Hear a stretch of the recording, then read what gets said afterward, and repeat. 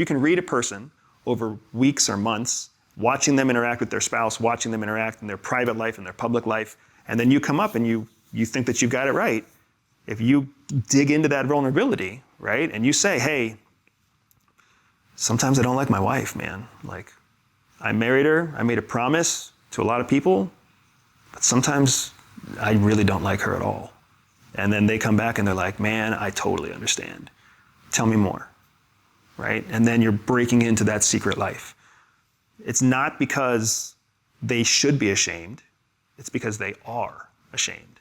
And if you can be vulnerable with somebody and help them feel less shameful, you're winning incredible loyalty from them. Because guess what? There's only one other person in the whole world they can talk to about it now. You. And that's something that we carry to bed. If anybody's ever been in your secret life, you know exactly what I'm talking about. There's like something that's heavy on your heart. You're like, there's only one person I can talk to about this, right? And then you think about them constantly. And when you get your chance to talk to them, it's like coming home again. That is what we simulate to create like that artificial relationship in espionage, is to get people to tell us those secrets. It's not healthy. Don't think for a second I'm trying to advocate that we should all do that, but that is what we do.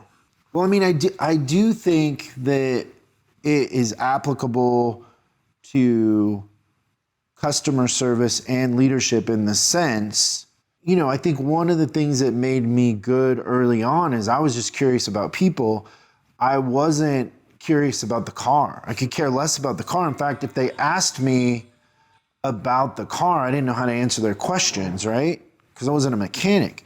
And so for me, I was more curious, like, oh, where are you headed today? Oh, I gotta work at Microsoft. Yeah. Oh, what do you do over there?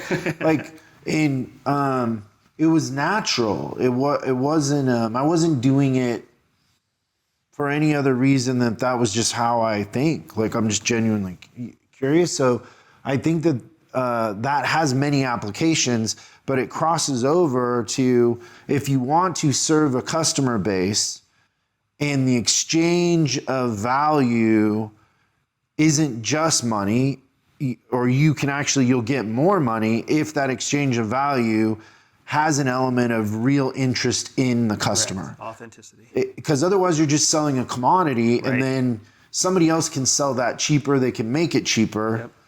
And so I think it's very relevant in that sense. I agree with you. I'm gambling my entire family's financial legacy on my belief that the tools that we use in espionage are relevant in business. Yeah. We've built a business that models it. We teach people how to use it, right? So I am completely with you. And your whole point about using it in customer service, using it in sales, using it inside a corporate structure just to move up the corporate ladder, right? Because if you can get into your boss's private life or your boss's secret life, if you even understand the concept of working a human relationship to your benefit, now you're the first one on the docket for promotion. You're the first one on the docket for a raise. You're the first one on the docket for, you know, expanding business in the next county over, or fixing a problem somewhere else in the country, right? Because you are able to manage the relationship. You're able to use vulnerability and authenticity and turn that into actual value.